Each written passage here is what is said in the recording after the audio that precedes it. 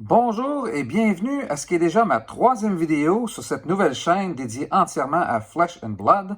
Alors comme vous pouvez le constater, j'ai reçu des cartes de la toute première collection Flesh and Blood portant le nom de Welcome to Wrath. Et aujourd'hui, je vais vous présenter ces cartes et vous apprendre à les interpréter. Et non, vous ne me verrez pas la bête, seulement des cartes aujourd'hui. Allons-y.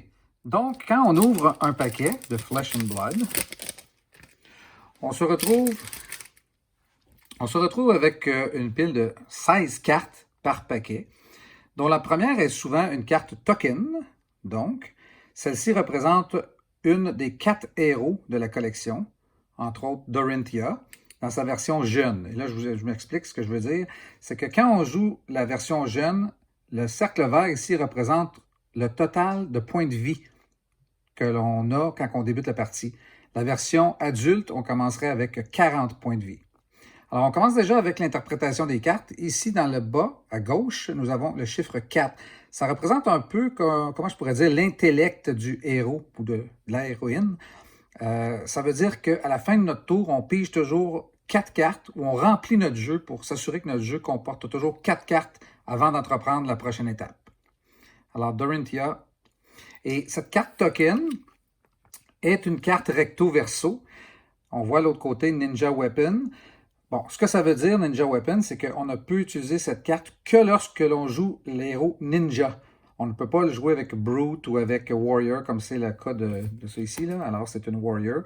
Et soit dit en passant, quand on joue cette carte-là, on la place au milieu de notre tableau et c'est elle qui représente évidemment notre héros. Notre deck est monté en fonction de ce héros-là. Et on place cette carte au milieu de notre tableau de jeu quand on joue une partie. Alors, voilà. Autre interprétation dont je peux vous parler, c'est ici, on voit un chiffre 1. Le cercle jaune représente la force d'attaque. Donc, on attaquerait pour 1 point de dommage ici. Et on voit Dagger one-handed. On pourrait à ce moment-là avoir 2 armes, une dans chaque main. Si c'était par exemple un hammer 2 mains, on pourrait juste avoir une arme parce que ça prend 2 mains pour équiper cette arme-là. Alors, on poursuit avec les cartes, on tourne de l'autre côté et on voit que, je parlais tantôt qu'il y avait 16 cartes dans un paquet, un token, et maintenant on commence avec les 15 autres, dont 7 seront, 11 actuels en fait, seront des cartes communes. On voit que c'est une carte commune avec le petit C ici au bas. Alors on voit la collection qui est identifiée Welcome to Wrath, carte numéro 183, commune.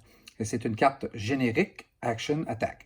Générique veut dire qu'on peut la jouer avec n'importe quel des 4 héros. On n'a pas besoin d'être spécifique au Warrior, au Ninja, au Brute, etc. Donc, une carte qui peut se jouer avec n'importe quel héros. Et je vais vous montrer d'autres interprétations. Donc, ici, on attaque pour 4.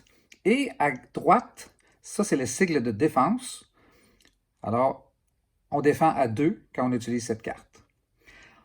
Maintenant, en haut ici, on a un cercle avec 2 points rouges. Ce que ça veut dire, c'est qu'on peut interpréter ça comme étant en fait compte de la mana.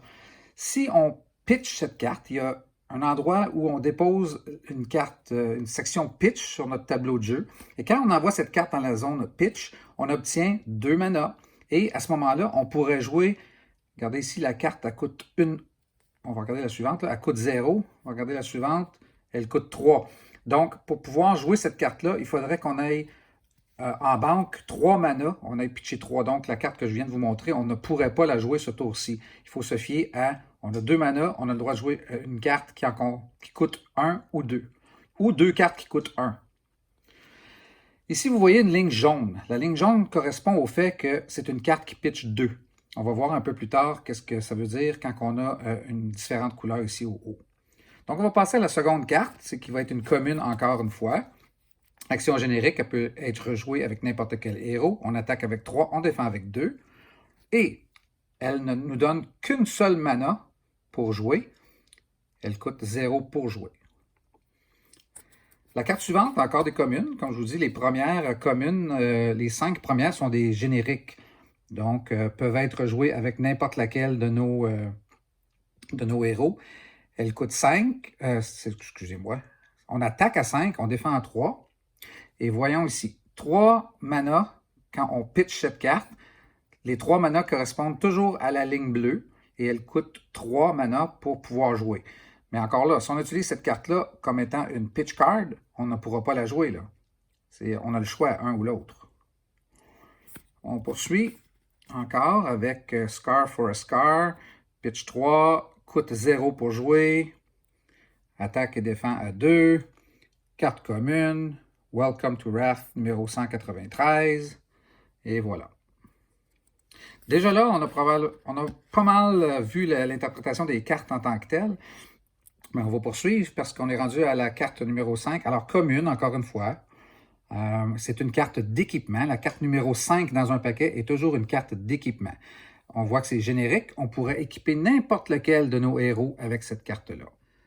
Maintenant, à la position 6, nous allons avoir notre première rare. Alors, Flick Flack, vous voyez ici, WTR, carte numéro 93, R, ça signifie rare. Elle défend pour 3, et on voit qu'elle pitch pour 2 et elle ne coûte rien pour jouer.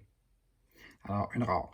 Alors ça, c'est la position 6. La prochaine slot, comme on dit, c'est la position 7. C'est une rare garantie, mais ça peut être aussi une super rare ou une majestique ou une légendaire ou une fabled. Alors, il y a plusieurs, mais c'est garanti qu'on va avoir au moins une rare. Alors, allons-y voir ce qu'on a ici. Ah ah! Vous voyez le petit M? C'est majestique. C'est déjà une carte très forte dans le jeu. Glint the Quicksilver. Elle pitch pour 3, ne coûte rien pour jouer. Et c'est une Warrior Attack Reaction. Donc, on ne peut l'utiliser qu'avec le Warrior comme héros. La prochaine carte sera une carte foil automatique. Alors, voilà. Sharpened Steel. Your next weapon attack this turn gains +1 attack. Go again. Donc, sur la chaîne de combat, on pourrait jouer une autre fois, un deuxième tour, lorsqu'on joue cette carte-là. Ne peut être joué qu'avec le Warrior, encore une fois, et défend pour 3, et garder l'effet foil. La brillance de l'épée, c'est des cartes fantastiques. Soit dit en passant, je ne vous ai pas mentionné encore, montrer l'arrière, je vais vous le montrer dans une seconde. Alors, la prochaine carte, on retourne ensuite à nos... Puis cette carte foil-là, en passant, c'est une commune, là, ça pourrait être n'importe quelle rareté. Ça pourrait être une rare, une super rare, une mythique, c'est aléatoire. Alors, à la position suivante, on retourne on termine le paquet avec toutes des communes. Alors, mais ces communes-là vont être spécifiques à des héros. Vous savez, tantôt, c'était tout générique, on pouvait les jouer avec n'importe quel héros. Les cartes à la fin du paquet sont communes, sont spécifiques à dans ce cas-ci, à la brute, qui attaque pour 5, défend pour 3, le pitch de 3. Regardez, c'est bleu. C'est automatiquement bleu à chaque fois, c'est pitch pour 3. C'est jaune lorsque c'est 2 et c'est rouge lorsque c'est 1. Alors, là, je vous montre l'autre côté de la carte. Regardez, Flesh and Blood, comment c'est beau. Regardez comment elles sont droites. Qualité. On a l'impression que ces cartes-là, même qui sont en carton, sont plastifiées. Il y a les cartes qui sont même pas foil, on dirait qu'ils sont foil tellement qu'elles sont belles et tellement qu'elles sont de qualité. Alors, on poursuit. Commune, Buckling Blow. Alors, vous voyez, la ligne rouge pour le pitch de 1.